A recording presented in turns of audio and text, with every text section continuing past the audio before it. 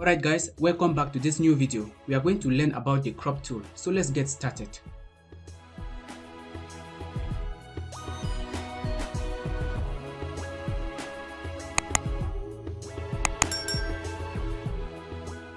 Alright, here open inside Photoshop, there are several reasons why you might want to crop an image. Maybe the image doesn't fit on a poster design or it doesn't just fit on social media. So in situations like that, cropping becomes inevitable. To the left on the toolbar, we find the dedicated crop tool.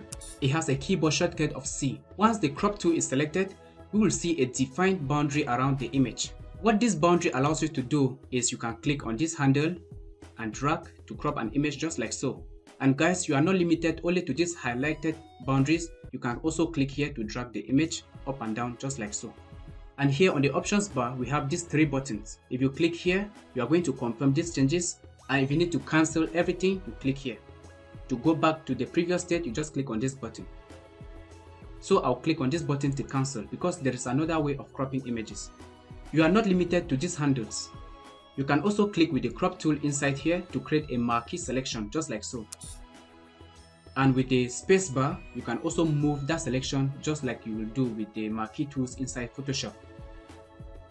So if I come somewhere around this portion, I can release and we can see the resulting effect on the screen.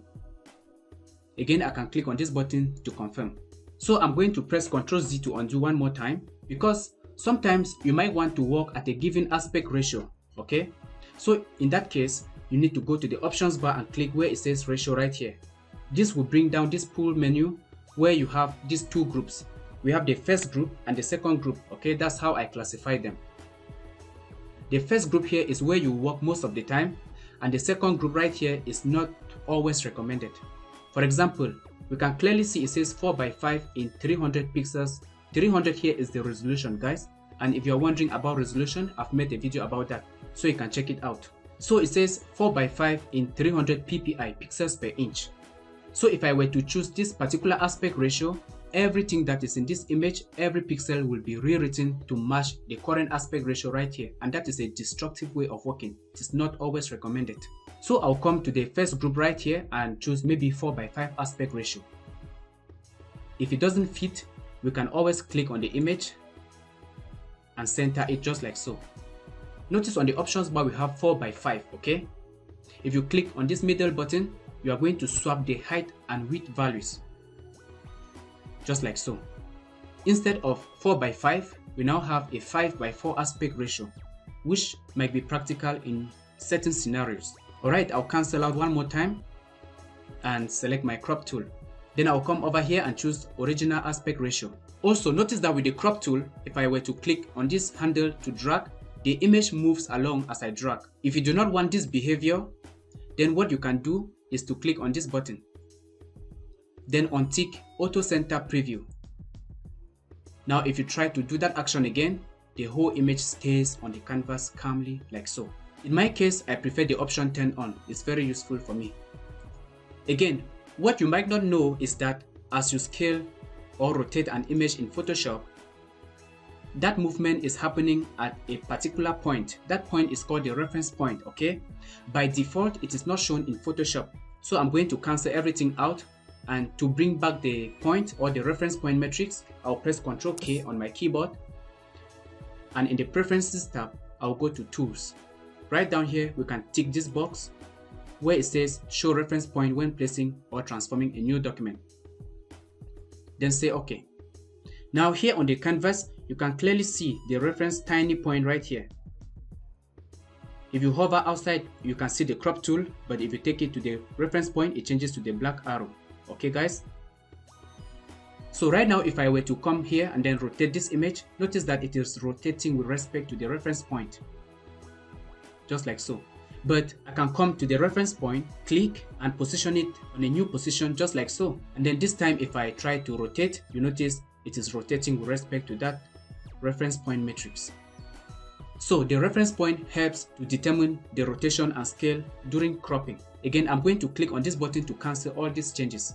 And you might have noticed that when I click here to drag, we see these grid lines on the screen. These are called the rule of thirds. You can change this look by clicking on this other button next to the gear button we clicked earlier on. You can see we have other options such as the grid, the golden spiral, and the golden ratio. The golden ratio and the rule of thirds are just tricks that are used in photography so that you can have a nice image shot. So I'll go back to the ratio menu and choose 5:7 aspect ratio. Then I'll click on this button to swap the values. And then I can click here to adjust the size and then confirm. Here we have a cropped image. It looks nice. I will now switch to the ocean.jpg image right here. And you can see that there's a lot going on. First of all, the image is not straight, okay? How do you determine if an image is straight or not? You simply look at the horizon line. And by horizon line, I mean this line that runs from this portion of the screen right down to this portion. This is the horizon line, okay guys? So the crop tool can help you to strengthen this image. And before we do that, let us go to the button right here and choose grid. And I'll come somewhere around this portion and click to drag just like so. I think right about that portion, it looks nice and everything looks straight. If I hit confirm, you can see that the image is well cropped out and everything looks straight and balanced. I am going to undo that change by pressing Ctrl Z because this time I would like to introduce you to the original straightening tool in Photoshop. So here on the options bar, you can get the straightening tool. And once the tool is selected, you can click somewhere around here and drag a horizontal line like so. Then once you are happy with the way the line looks, you release, and just like that the image is corrected instantly. And then you can click this button to confirm those changes. Now the image looks straight. I'm going to undo these changes by pressing Ctrl Z one more time, and this time if we go to the eyedropper tool, we can click to reveal other tools there. Here you can find the ruler tool. Okay, what I'm going to do is to click on this portion and then still drag down to this particular portion. On the options bar we can see different settings, but this video is not about the ruler tool guys. Upcoming videos will address this too, so kindly subscribe to stay up to date. So notice what happens as I release the mouse. Straight on the options bar we find the straighten layer. If you are not happy with the way the line was drawn, you can click on this button to clear the changes. But in my case, I'm very much happy, so I'm going to click on this button. Once that is done, we have carefully strengthened that image. But by doing so, we ended up releasing some pixels right here. So this is a destructive way of working, which I'm going to undo. Let us again select the crop tool, and on the options bar, we get two very important settings: delete crop pixels and content aware. Notice that if I were to click on this portion and try to rotate the image just like so, and then maybe I drag it up, I'm doing this intentionally so that we should have some missing pixels on the image. To make sure Photoshop automatically samples these existing pixels right here and towards the bottom here to fill these missing pixels, we have to make sure we check the content aware option right here. And then when I click OK, you can see that every portion has been filled. Alright, let us learn about the delete crop pixels now. So I'm going to press Ctrl Z to undo those changes, and still with my crop tool, I am going to use the strengthen tool to strengthen the image just like so. Right now, notice that we have delete crop pixels not checked. So if I were to click to confirm this, we can always go with the move tool and still drag. We will be able to see different portions of the image. You can see right down here. Okay guys, this portion to the bottom is a portion that was never cropped, and even to the top. But looking at it from this view, you think that everything is perfect. It is not. Those pixels were not gone, they are just being cropped. So I am going to undo those changes and again switch to my crop tool, and I'll perform that same action again. I'll click with the strengthen tool right about this portion, and this time if I choose delete crop pixels, see what is going to happen. I'll say okay. Because we had content aware checked and delete crop pixels checked, if I grab the move tool, you see I'm moving the original layer which has been cropped. Okay guys, no additional pixels are left for us to work with. So let me untick delete crop pixels and also untick content aware. Right now if I use the strengthen tool to strengthen the image, you can see that we have these missing pixels here at the top left here, and also at the bottom right towards this portion. So with these two options unticked, I am going to click the check mark to confirm. The good thing about the image is that the horizon line is straight, okay? So the image is straight. But how can we be able to fill these other missing pixels? This is where I'm going to introduce you to the canvas size command in Photoshop.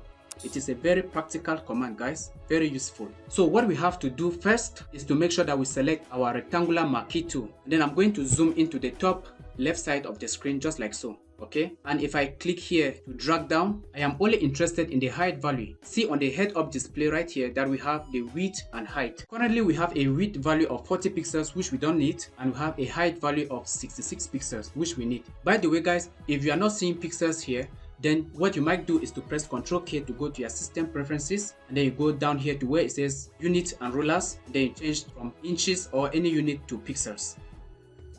In that way, you will be able to click here with the rectangular marquee tool and you will get your heads-up display in pixel units just like so. So I think right about a height of 65 pixels looks good to me. So I'm going to note 65 pixels somewhere on paper because I will use it to fill the missing pixels with the image. So what I'm going to do is to go to image, and this time I choose the canvas size command. The first thing you have to do is to make sure that relative checkmark here is on. It is going to make the width and height 0. Since the value we obtained from here was 65 pixels, I'm going to come to the height value right here, and since I need to subtract 65 pixels from there, I'm going to input minus 65. And then if we look on the anchor right here, we see that we have these arrows representing the 4 walls of the digital canvas. So I'm just going to click on the opposite arrow right here at the bottom, and by doing that, we have missing pixels up here. What that simply means is that every pixel that is on this particular portion from negative 65 pixels is going to be removed. So if I click OK,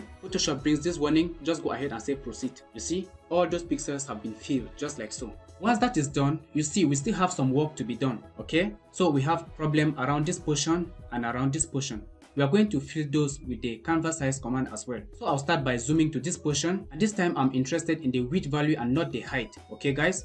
So notice on the heads-up display that it reads a width value of 78 pixels. So I'm going to note 78 pixels somewhere on paper so I do not forget. So 78 pixels, noted. Then I will go to the image and choose the canvas size command. Since we have the relative checkmark already on, I am going to input minus 78 to get rid of 78 pixels to the width. Then since we are on the width, we need to click on the opposite side right here, and you will see on the anchor that we have missing pixels right here. Those will be reflected on this particular portion as well. So let's click OK and see what happens and proceed. You will see we have those pixels corrected instantly. Now I will zoom to the bottom here, and we have a special case again. So just like the previous steps, I am going to click somewhere around here to measure that distance. And this time I'm interested in the height value. So I think right about a heads-up display of 75 pixels in height, it looks good. Once 75 is noted, I will again go to image and then choose the canvas size command one more time. And with everything set, I'm just going to come to height, and then I'll choose minus 75 pixels to get rid of these empty pixels here on the height section. Then since we are here at the bottom, we need to click on the opposite. Okay guys? We click here and you can see that the bottom section here has missing pixels. Let's click OK and say proceed. If we zoom out, you can see that we have carefully cropped and corrected this image thanks to the amazing power of the crop tool and the canvas size command. So let us again click and hold this time on the crop tool to reveal the other tools. We see the perspective crop tool. It is another awesome crop tool in Photoshop, okay? But how exactly does it work? The perspective crop tool helps you to project a 2D image from a 3D object in real world. So I'm going to switch to this image. This image is in 3D, or it is in the real world, and it is not so straight. So the way the perspective crop tool works is you can just click and then draw a selection like so. But if I do that, you will see that it is not aligning with the text I intend to project in 2D. And if I let go, we have the resulting effect just like so. So I'm going to go to the options bar and click on this button to cancel those changes, because with the perspective crop tool, instead of clicking and dragging, you can also click to lay down points, okay guys? So I'll click somewhere around here. You see the line, then I'll come to right about this portion, and then I'll click, and the moment I move to the third line, we see a grid preview. So I'll click somewhere around here, go somewhere around this portion, and then just click. Once I'm satisfied with this particular selection, I can now go here and click to confirm. Once that is done, you will see that that particular image that was in 3D has been projected to 2D inside Photoshop. Again, let us switch to this other image. So if we need to extract this text, it is in 3D, so it is not so straight, but with the perspective crop tool, this is possible. I can click somewhere around here, click here, click right there, and then come and click here. Then once I confirm, the 3D text has been projected in 2D form. Okay guys, and we can go ahead and modify and do all sort of things. Alright guys, so in this video we have learned how to use the crop tool together with the strengthening and the roller tool to crop images. We have also learned how to use the canvas size command, which can be used to correct missing pixels from an image, then not to mention the delete crop pixels and content aware. These are all the techniques that will help you to carefully crop images like a professional in Photoshop. I hope you got value out of this video. Thanks for watching, and if you enjoyed the video, kindly subscribe and hit the like button. I'll see you in the next one. Bye bye.